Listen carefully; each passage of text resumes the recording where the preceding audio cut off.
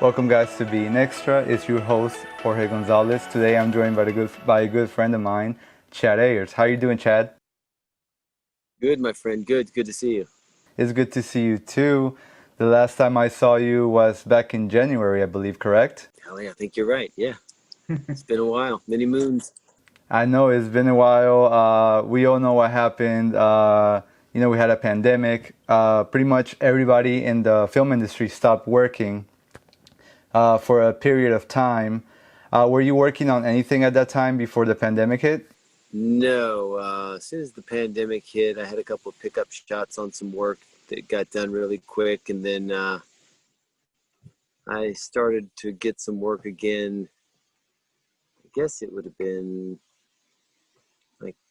like 2 months ago. Yeah, it's been a minute. Yeah. Well, and I forgot to mention, Chad is an actor. Alone and never ask for my help. Listen to me! I will bring fire and brimstone down on your ass right here today.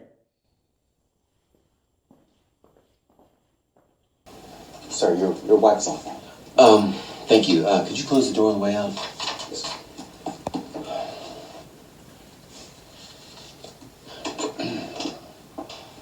Hey, Win. No. I think I found a way to help us. Yeah, I'm sitting here doing the company bonuses for the employees, and well, if I fire Mark and add his bonus to mine, no, it's a considerable amount of money.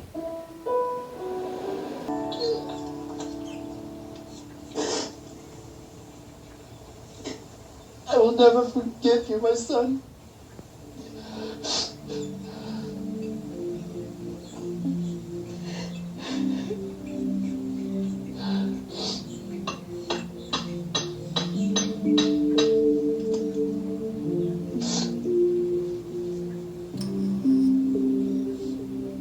As we win. I think what G is trying to say is that the problem between them versus us is that we are operating within the confinement of rules and regulations. And they could care less. Who's they? How the fuck would I know who they are this week? I'll tell you what, I'll let you know as soon as I get updated. Hey, come on, Nelson.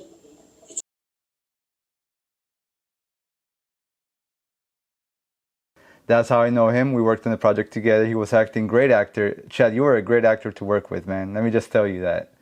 You were amazing to work with. Thank you so much, my friend. Man, that's wow. Make my day. No, but it was. I worked with other actors, and you were just easy to talk to.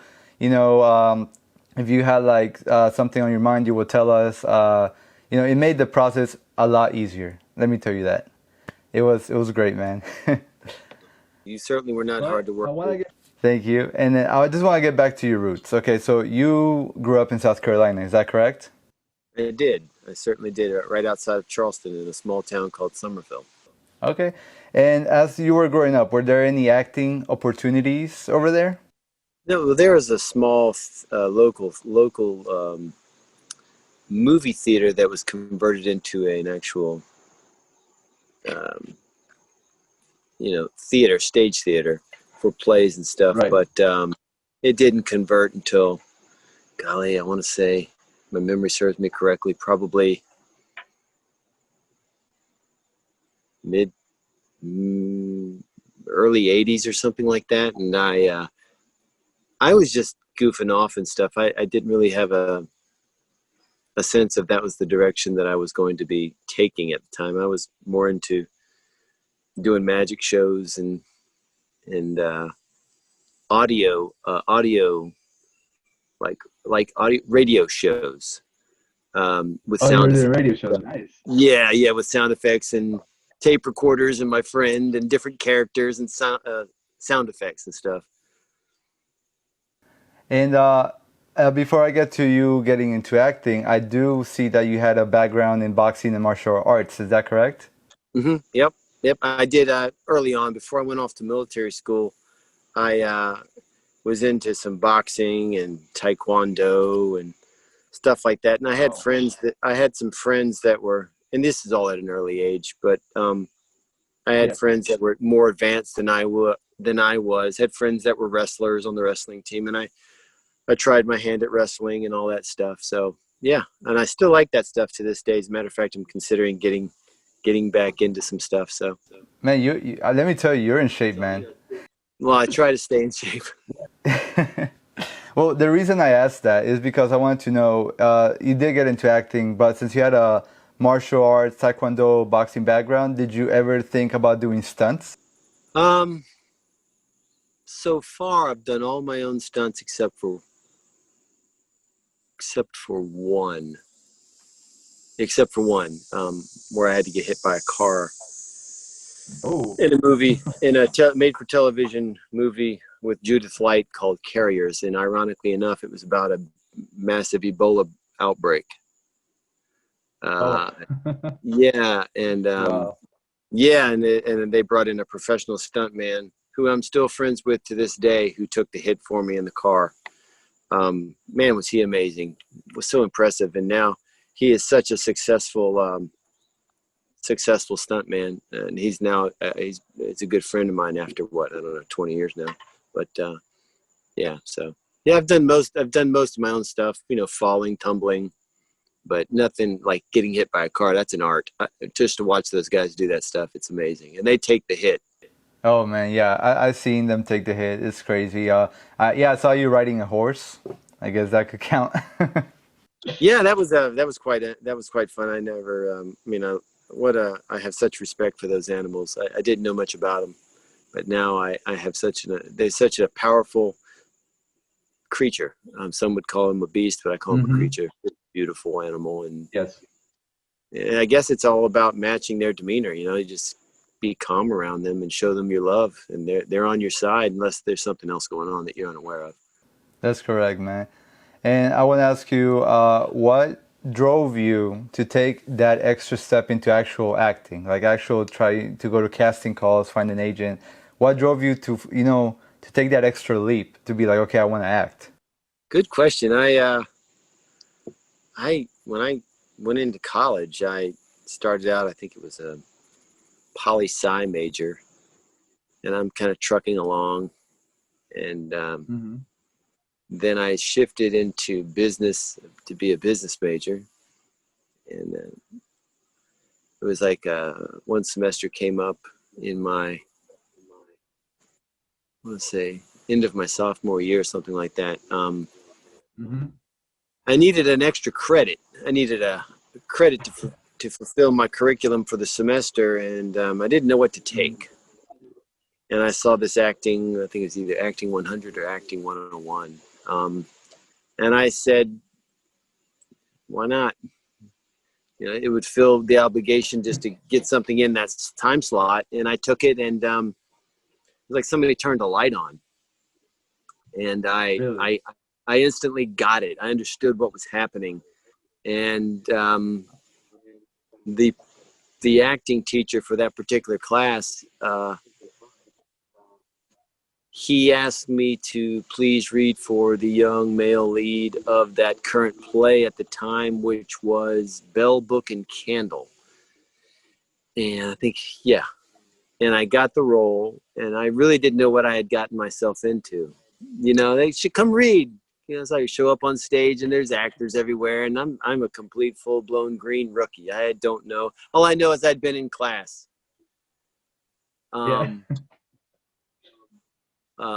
So I did it. I did the play, went through all the rehearsals, really understood what it took to be a part of that level of a stage production at a university. And I got to see all the ins and outs of behind the stage, all the stage crew and the stage manager, and how it worked, how it flowed, what it meant, and fell in love with it. Just absolutely fell in love with it. And so my beginnings were walking the boards of a stage many years ago. And then, like, fast forward like 6 months after that, my girlfriend, who's my wife today, we were we were reading the newspaper one morning, before class, and she said, I see an article here there's a talent agency looking for talent. It was a news, this little news clip. And she brought it to my attention, and I just kind of looked at her sideways, like, huh, what is this? And she said, yeah, you should go check it out. So I went, and we had about a 30-minute meeting, and they talked to me and had a nice meeting, actually. And I ended up signing with them. And within a month, I think maybe even 3 weeks, trying to remember what it was. I booked a Dana Carvey and John Lovitz of Saturday Night Live fame. They did an American Express. Yeah, wow. They did an American Express commercial, and I played I think it was Dana Carvey's golf caddy. And it was fun. We had a good time. We had a really good time. We shot that in a really famous golf course, Pine Hills Golf Resort, I think it was. Anyway, it's a really famous place. Mm-hmm. And had a great time meeting those guys and watching. And that was one of my first introductions into up and close and personal. But if I'm going to have to digress, I think it was the summer of '87. I was working on a construction site. Sorry to go backwards, but it just dawned. You're fine. I was working on a construction site.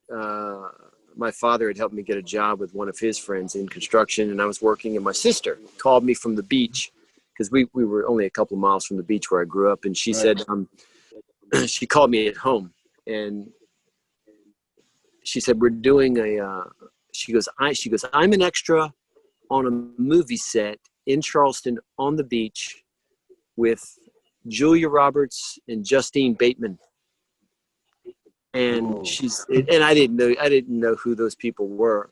Julia Roberts, that was her first feature. Come to find out, that was her first feature film. But Justine Bateman, I had known from Family Ties.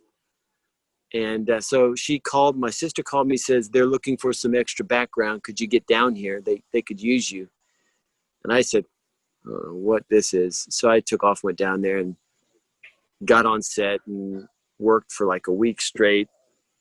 And I met, I don't know if you remember, Liam Neeson. Yeah, of course. Right? Yes, I do. Liam Neeson was one of the major players in this movie, and I didn't know who he was. And I think he was early on in his career as well as do you know Blondie, the punk rocker? Blondie? Yeah. Yes. Blondie was in the movie. Oh my God. What movie is this? This was a movie called Satisfaction. And to this day, you can see me as a background extra right up to the stage, because it was about a group of female rockers from New York City who went down south to the beach to tour their band, and they get into all kind of hijinks and all kind of crazy stuff. And it's just a good movie. And come to find out, talk about a full circle world. The bad guy in that movie, I ended up meeting, his name was Michael DeLorenzo, and he's a very famous talent now today. I ended up meeting a guy when I moved out to LA who's still a friend of mine today, and his best friend was Michael DeLorenzo. So it's just weird. We're just kind of once removed from each other. Yeah. But anyway, and then I got the agent, and then I did that commercial with Dana Carvey and John Lovitz of Saturday Night Live, and then I started nailing other ones and started doing some horror films and independents, and what else? Moved out to Los Angeles. Oh, let me ask you about that. Let me ask you about moving to LA, because that was my next question, actually. Continuing on with the process, how hard was it to, just like pack up and go to LA? Because, I've always heard that's like an actor's dream when you don't live in California or near California. Like, even back from when Hollywood started, was like to pack up and go to LA. How hard was it for you, or was it easy? Was it easy for you to like pack your bags and be like, I'm going to LA? Well, I hate to use this term, but once I'd gotten bitten by the bug and was going to auditions in Wilmington, going to auditions in Wilmington, North Carolina. You know, I got out of college, and my girlfriend had graduated, and she went back down to Fort Lauderdale, and I was kind of at a crossroads. I was working a night shift at a food distribution company after college. I was working from 10 p.m. to 10 a.m. And I thought it was going to kill me, man. I had to go into a freezer at night. It was like 40 below zero and count boxes full of frozen food. No. Yeah. So I was kind of at a crossroads with things, and I started thinking to myself, I need to go ahead. I kind of ran the gamut in North Carolina. That market was really kind of strong back then, but I really wasn't doing well with it. I mean, I was doing a few things, but not what I wanted to achieve. So I said to myself, I'm going to give Los Angeles a shot, Hollywood. And so I packed up, I had an old BMW, and I loaded it up and told my family what I wanted to do. And my girlfriend at the time, who's now my wife, I loaded it up, and she was already down in South Florida working a job out of college. And I went, I took off and went down there. A good friend of mine helped me drove out there. And the plan was I'd had two other guys from the East Coast who were going to meet me there, but I was going to be, I guess, the pioneer, the first one. So I showed up out there, got a nice apartment for $3.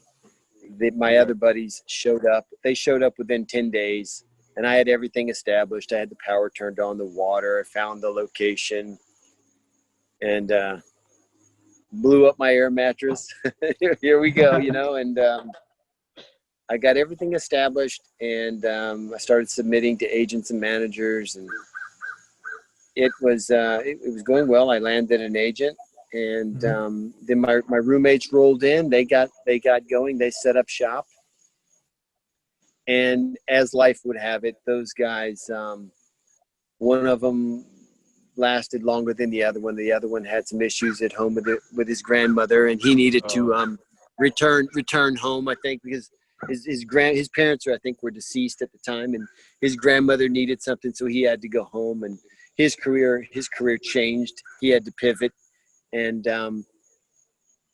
he became a successful he's a podcaster, radio host now on a show, on a different show named Stephen Brittingham. Great man, love him to death. And so anyway, they fell short, unfortunately, and they left. So here I was with this huge apartment. So I had to downsize, and I started doing stage work there in Glendale, California, and I met a lot of great people. And I got a much smaller apartment, and my girlfriend decided she was going to move out, and she wanted to move out. And right before she moved out, the Northridge earthquake hit. Oh, really? Yeah. Really? And being from the East Coast, I was not accustomed to the earth moving. Of course, yeah. Yeah, I'm accustomed to hurricanes, maybe a tornado. But anyway, the earth moved. It was like 3 o'clock in the morning, January something, 3 o'clock in the morning, and I was living by myself. And my little air mattress was bouncing around. I thought I was having a nightmare. And I flung my door open to my unit, and I lived on the apartment complex was kind of square with a pool in the center. And I flung open the door, and the pool water in the pool was white capping. It was so powerful. Oh. And it really scared my me. goodness. I had not been, I was not accustomed to that. And that kind of gave me some perspective of something I didn't care for. So I had a long conversation with my girlfriend and went home that December and proposed. And I was still considering moving back with her, but then something in my heart told me that California wasn't for me. That I don't know what it was, but just something hit me. I mean, I had some great auditions, but I think timing is everything. I mean, I had some wonderful auditions, but I had a lot of, soap casting directors for soap operas and stuff tell me that they liked what I was doing, but I was still yet green. That was the term they used, yet green. They use that a lot. Yeah, and I had, I had some success out there, meeting a lot of people, networking, and doing a lot of stage, believe it or not, which was weird. But at least I got to work, and I met, some players out there.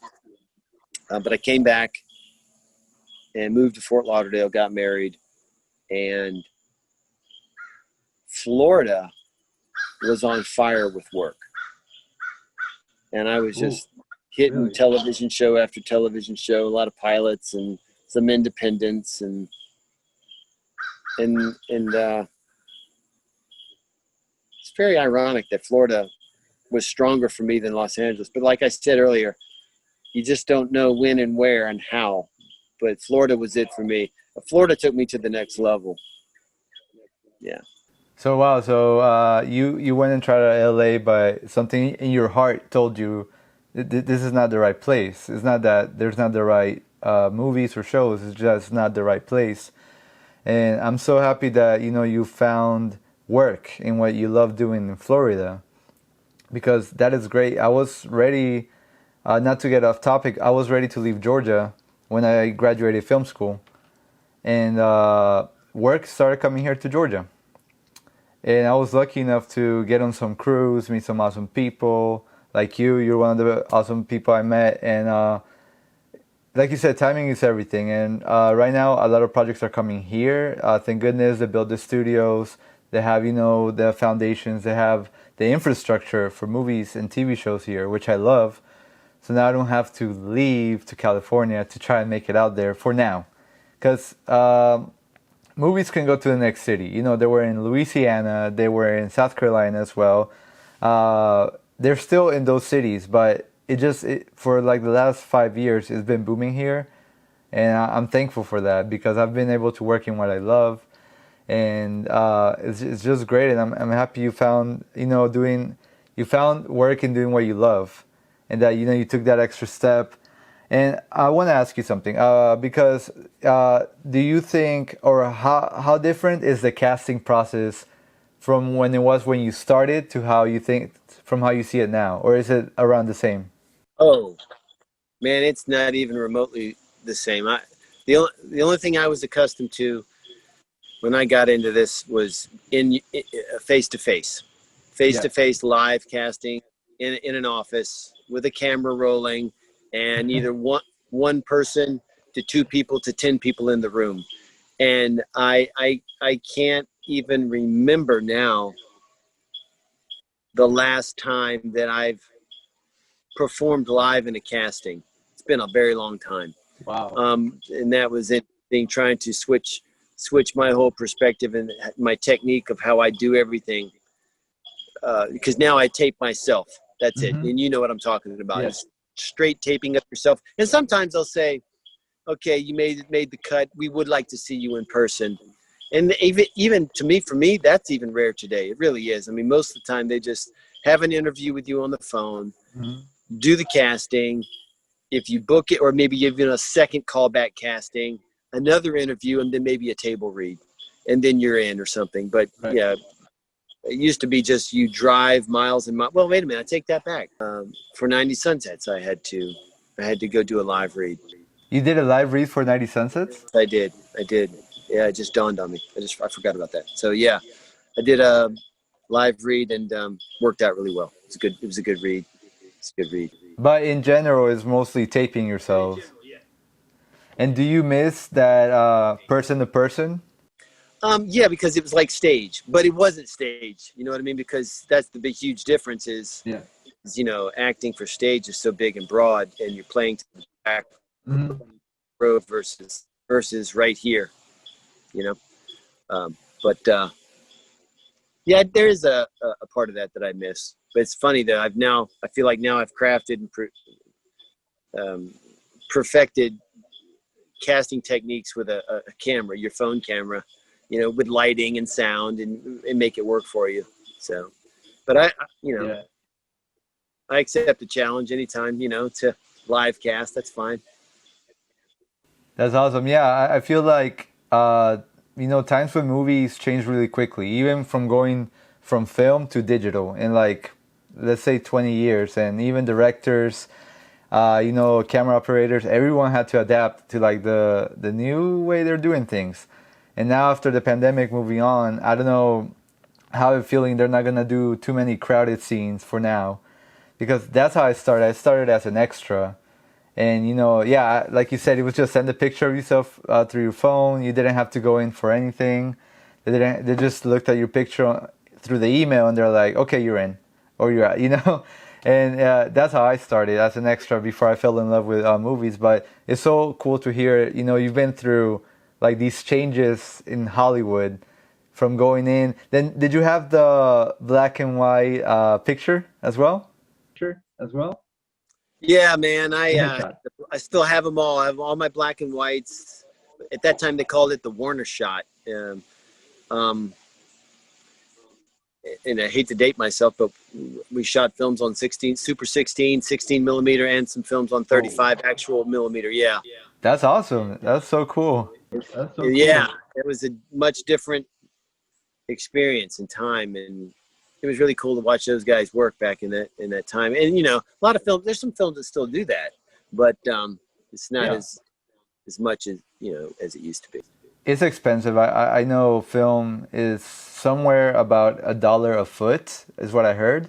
I could be wrong. Don't quote me on that, but it's expensive. And there's directors like Quentin Tarantino, Christopher Nolan that will only film, you know, with actual film. So that I know of. I hear you. I mean, it is a magnificent finished product when you're finished with it. It's just very expensive. That's all. Oh man, budgets. Well, I want to ask you, is there a dream role you would love to do as an actor? No. No, I just take them as they come and weed through them. If something's intriguing to me at the time when I read it, I had one this week that came across the table and I looked at it really hard and it didn't make sense to me. So I passed. Right. They got to make sense, you know, it's got to make sense. And it's got to, it really can't go against who you are too much. I don't think, I mean, you can stretch and you can do some wild things, but I think for me, there's some limits on some things that I will do and won't do, you know? That's a great answer, actually. I like that. I've been very fortunate in the roles that I've had and the roles that I've accepted, and I've had fun with each one of them. They've all been learning lessons and met wonderful people. So, and I do like a challenge, I will say. That's good. Well, speaking about, you know, roles, how do you prepare for a role? Like when you get the character and you read through it, how do you prepare for that role? For me, it's all about connections. I read the script over and over and over and over again. Some people don't read scripts. Some people just, believe it or not, they don't. They just do their scene. Whether my role is small or medium or large or a lead, I read the entire script over and over again because so that you get for me, I need a full understanding from A to Z of what's transpired and what everybody's doing and what everybody's intentions are in this story. And for me, I try to make a connection. And what I mean by connections is, where can I connect Chad in this character? Is there any parts of Chad that are there lying dormant that I've used in my life that are just, I can just light them back up, if you will, to rekindle something that I can draw a connection from Chad to this character? Because that is very helpful. Because if you have a muscle memory there of something that transpired in your life that you can make that connection, I consider it a shortcut. You know, it's not a complete make-believe situation because you can actually connect it and say, oh yeah, I lived that. Let me rewind and go back to that moment in my time and make that connection and let it flow that way for me. I just dig. I you know, directors and writers, they have an idea of what they want. They put it on paper. They have some backstory to a character. But then for me, it's up to the actor to take it that much further, because they'll only give you X amount of backstory. For me, I get out a legal pad and a pencil, and I'll take it from where they left off backwards, even further. When was I born? Where did I have brothers and sisters? How was their relationship? How was my parents' to build this thing like setting stones? And it just gives you the full picture of who you are when they say action. And by doing that, actually, it's weird, but you become that person. You do, subconsciously. Wow. It's there. It starts popping out. And it's like, yeah, okay. Yeah. And I learned that from That's an acting teacher of mine, Carolyn Serene. She was a minimalist. She was considered a minimalist film and television coach, and she lives in Tennessee, and I haven't seen her in many, many years. But we got started together in, believe it or not, Hollywood, Florida, which is near Fort Lauderdale. And she was most instrumental. She was most instrumental in some techniques that I use. I think she had based a lot of her techniques off the Eric Morris system. Then she took it many steps further. So I kind of utilize that. For me, it's about building blocks. Build that character solid with a solid foundation and a history so that you can apply it to whatever's on the page. No. I love that. I know it helps me understand an actor's process better because, as you know, I am a cameraman. I'm a camera guy. I'm behind the camera. And I respect actors so much because I've tried it just to see how it is. And it's not as easy as some people might think it looks. But the actors, as yourself, they make it look so easy. Is it easy for you to turn it on and off like a character, or like you say, you're just digging into like if you had memories with that character? Well, once I've done my homework, that's a real key word I think here. Once you've done your homework, I can turn it off and then turn it right back on when they say action. Some actors I know don't turn it off when they're on set. They don't. They stay in it. They don't want to be bothered by anybody. And also depends on the type of character they're playing. I just did a television pilot this month, and the gentleman who plays the heavy, I could tell where his head was. He was not leaving character. Not happening, because you couldn't talk to him. I mean, he was a nice guy, great guy. He was polite and everything, but I could tell, and I could respect what he was doing, so I stayed away from him because his head was not leaving the space.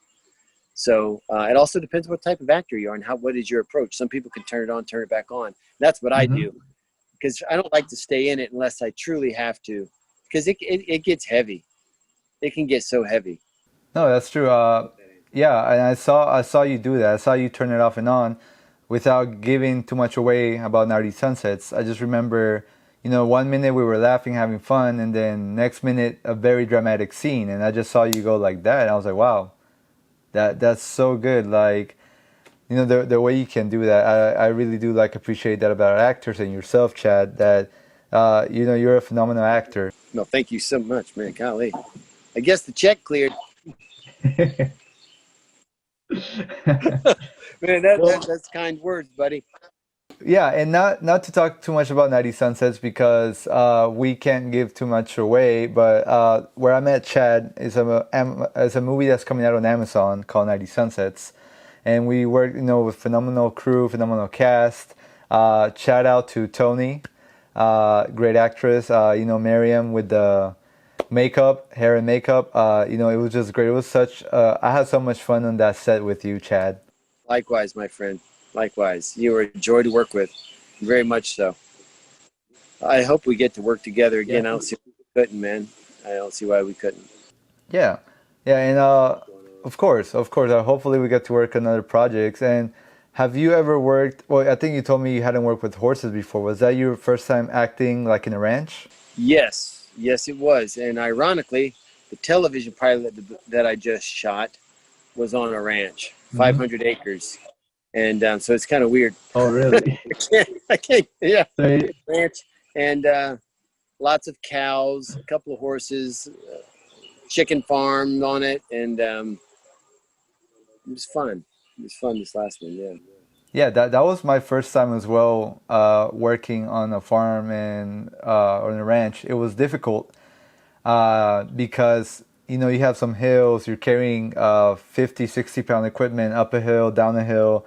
I didn't even have the right shoes, and I like had to go out and buy like work boots and all this gear that I'd never had to use before, and it was a challenge. And I really did enjoy it. Like once I got myself ready, working with you, Tony, everybody, it was just so much fun. And hopefully the movie comes out soon so we can talk more about that experience. And hopefully I can have you and Tony here.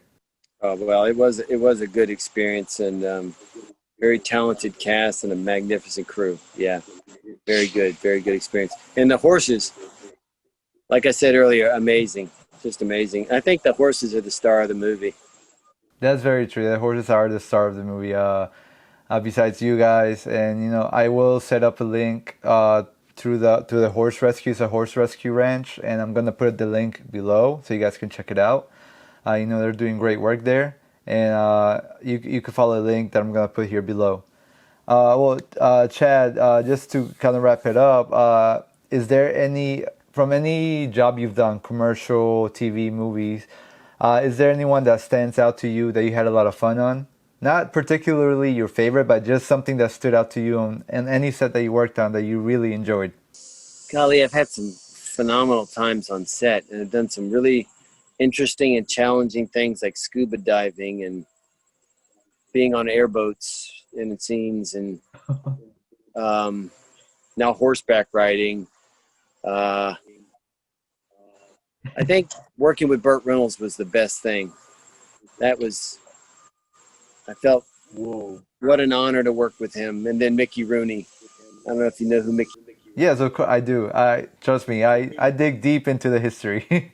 Yeah, those guys, they're icons of the industry, and they're both gone now. And I was very fortunate early on in my career to work with those two gentlemen. Even though they were small roles with them, they treated me very professionally, and I had to pinch myself, and it was phenomenal.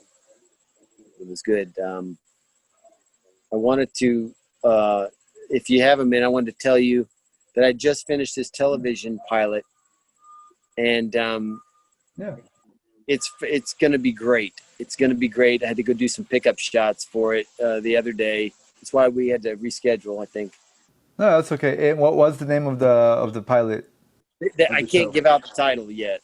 Correct. I can't give out the title, Correct. but I'll just say that it's a very timely television pilot of our era right now with things that are going on. And I Right. play the father. I play the father, and let's just say I work for the CDC. And Ooh. it's really, yeah, it's heavy. It's good, beautifully shot. It's produced out of Toronto, and I'm excited for it. They just they're wrapping up. They got picture lock on it, and they're gonna have it submitted to Sundance for. I didn't even know this, but Sundance has a complete competition division for pilots. Really? So it's compete. Yes, it's competing. As a matter of fact, Jorge, you might appreciate this. It's it's a television series, micro TV series, 10-minute episodes. Yes, yes, Have you heard of Quibi? Of course, I have Quibi. Yes. Well, that's most likely where it's going to wind up. Wow. But I think you'll like it, and I'll keep you in the loop on it. But I think you'll find it really. It's beautifully cast, beautifully shot, beautifully directed, and it's really intense. And I got to get this out there because I'm really proud of this. I took it's my first forte into creating a show. Wow. I was very fortunate. A good friend of mine is a 4-time Emmy Award-winning documentarian, and he called me up and said he had an idea for a television show, and we partnered up. And he has a massively strong suit. He's a wordsmith, and I understand scene work. So we combined forces and created it. We created the pitch deck. It's been finished. It is now being shopped through his agent, and it's already at all the major players' desks. And we're just holding our breath to see what pans out.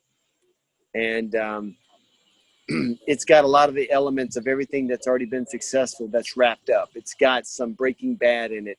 It's got some the show with Jason Bateman. It's got some of those elements. What was that show? Ozark. Ozark. It's got some of those elements. Some of the Outer Banks elements to capitalize those audiences, because the majority of those shows are ending, and so there's audience built up and there's a hunger for that style. So we created something in that vein, but it's got a nice little twist to it, which I think the audience is going to really love. Yeah, it's called The Watcher. Oh my goodness. The Watcher. Yeah, maybe I'll send you over the deck so you can look at it. Yes, and I can't wait to see that, man. That sounded amazing. You sold me on it. Oh, I think you'll be. We wrote it and I already want to watch it. I mean, it's. I'm surprised. I mean, how well it turned out, and my buddy Michael Cable, he's a phenomenal talent, and I'm very, very, very fortunate to have him as a friend and to be working with him. Wow, that really sounded amazing. You know, all the elements that you told me that it has. I can't wait for you guys to like make it, and I want to see it. I really do want to see it, and the pilot that that you worked on as well. That all sounds great, to be honest. I was gonna say, and talk about pressure. So we got a letter back saying, "Love everything, love the pitch deck. Could we please see episode 1, the pilot?" And we had not written the pilot, so we put the 3 acts together over the weekend, block by block.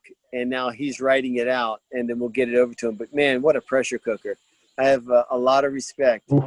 I had never done that before. And, but we did it. We've got the blocks and the 3 acts out for the pilot, and the pilot rocks. So yeah. And is this the first thing that you've ever been like written, or like that, that been a part of creatively? I've got about 20 pages of a horror film that I started, which is quite unique, and we might get it on the docket because, once again, Michael, my partner, he likes it, and I got stuck. I got writer's block, and he took what I had and just took it, and so we've got a general idea how to finish it. So we might get it on the slate to get produced, but. Like I said, I had a general idea, and it was 20 pages, and then I stopped and put it on the back burner and showed it to him. But this television series is the biggest thing I've ever dove into, and it's been very eye-opening, but it's also been very satisfying, especially working with somebody like Michael. Guy's incredible. That sounds incredible, and like. I'm glad that you're getting creative with it. That you're actually not just reading a script, but you're in the process of making something that that you're thinking of, and that's really nice. That must be really rewarding, actually making and not just thinking about it, but actually putting it on pages. And then after that, seeing the pre-production, post-production, everything. That must be amazing to be a part of that. Not like it's awesome being an actor, but when it's your own project, that must feel amazing, right? Oh, it's incredible, and it's very eye-opening and very rewarding. But what I have learned, Jorge, is I think I want to direct, buddy. I really do. I have this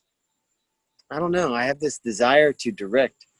And I don't know if it's because I understand scenes, but I think with a good cinematographer, a good DP, I know I could. So I just have a desire to do that as well. But I love acting, but there's something about the directing portion of it that I would like to work on. But anyway, that's down the road. That's cool. And I always heard or hear that, people that worked in theater or actors make the best directors because, that's their job, directing the actors and the scene. And you can really get the, the feeling, the emotion out of an actor that you're directing. So I think you will do a great job, man. And hopefully you do get to do it. And hopefully, I'll be there to see everything happen for you, man. Thanks, my friend. Thank you. Thank you so much. I appreciate that. So Jorge, I did this this television pilot in Georgia, not within the last 3.5 weeks ago, and just did some pickup shots this past weekend. Right. And this particular company, the producer Michael Goitanich and the director Connor Panel, they brought on a company that is in charge of the health and safety of on set because of COVID, and it was a pretty interesting company just dedicated to that. day. Back in the day, Mm-hmm. you could just go up to craft services and put your hands everywhere and eat and drink whatever you wanted. But in this case, everything was specifically handled by someone else and given to you, and they were wearing gloves and a mask, and it was just made for a very interesting and different environment. And I think that's, a lot of productions haven't started that yet, and I think this was one of the very first, and that's why we got this television pilot done so efficiently and quickly during the pandemic, and it worked out beautifully. And they also had things staged differently. You had to go to staging area 1 before you could go to staging area 2. In other words, there wasn't a lot of what's the word, like on a set, everybody just kind of hangs out. Oh, yeah, holding, right? What is it when people gather? I can't even, the term slips my mind. Anyway, you couldn't really just gather anywhere you wanted to, They had it broken down where you couldn't get to stage 2 without checking into stage 1, and it was very limited and within control. But anyway, it was that was a phenomenal experience, and that company's already doing some great things and some big things, and I think they will be talked about a lot. They made everybody very comfortable in a time when everybody's not very comfortable, especially on a set. Right. You know what I mean? Right. But I just wanted to share that with you. Yeah, of course, man. And that it is, and I feel like that's the way to move forward with movies and TV shows. That you usually have so many people in there, right, and touching so many things. That sounds amazing. You had to have, I imagine, COVID tests and all that to go forward with the project, correct? Believe it or not, the man, one of the owners of this company, works for the CDC, and he has a different take on that, Jorge. And I think it would be best if you wanted to interview him in that company.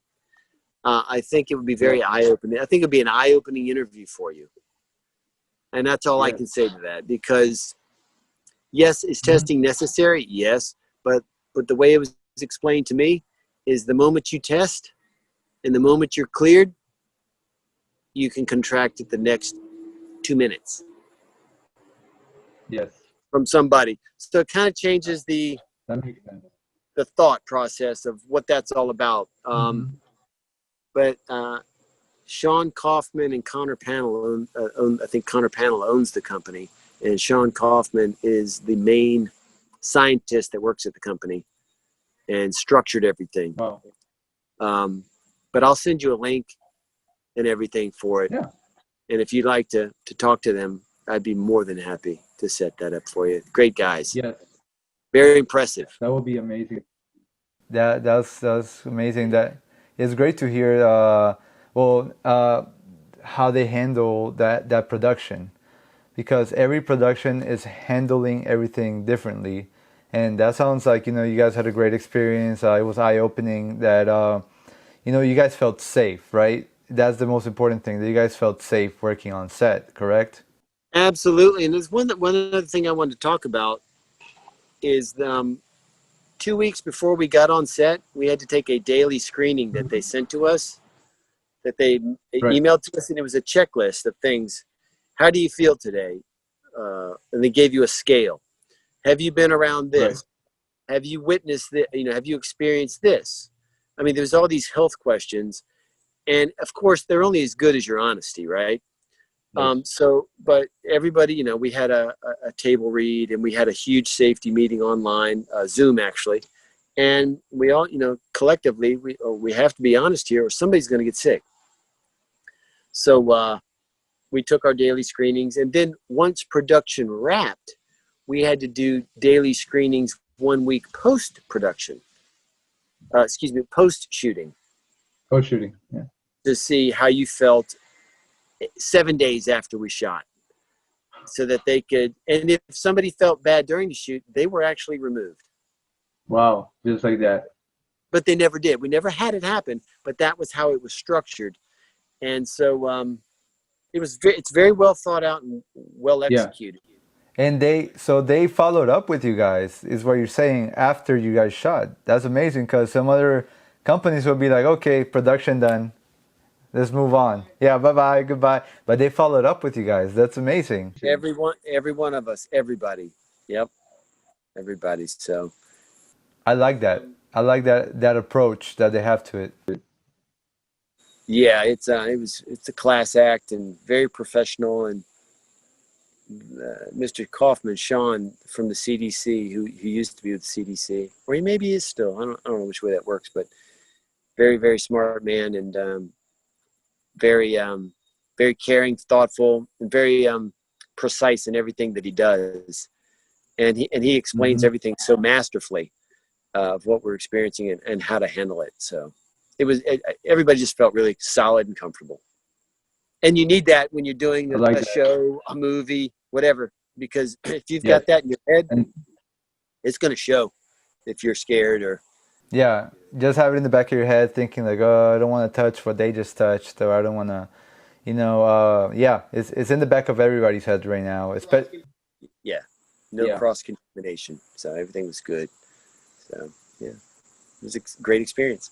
I like that, because I'm not gonna say what project, but I got an email about working in a specific project, but the deal was I had to be with them for 40 days in a hotel. That was the deal.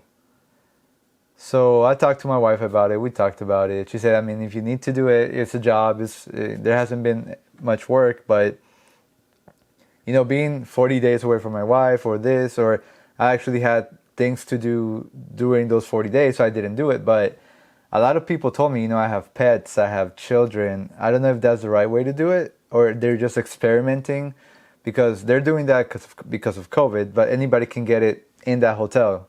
So I don't know if that's the best way to do it. But for me, it was a no. It wasn't any disrespect to that company, or it was just, I don't want to be in a hotel locked up for 40 days. Hopefully that's not some people enjoy it.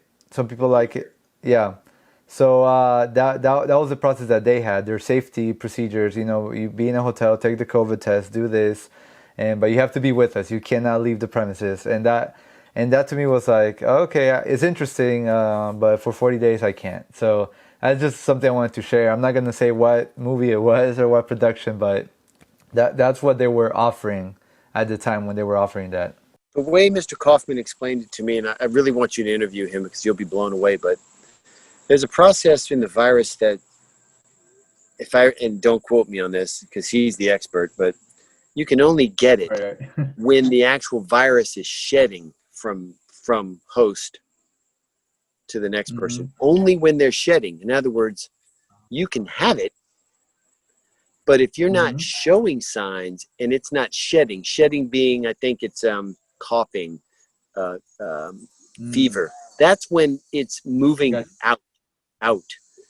And that's the only time you can get it. So in other words, you could literally have it, come on set, do your gig, leave, start shedding after you leave.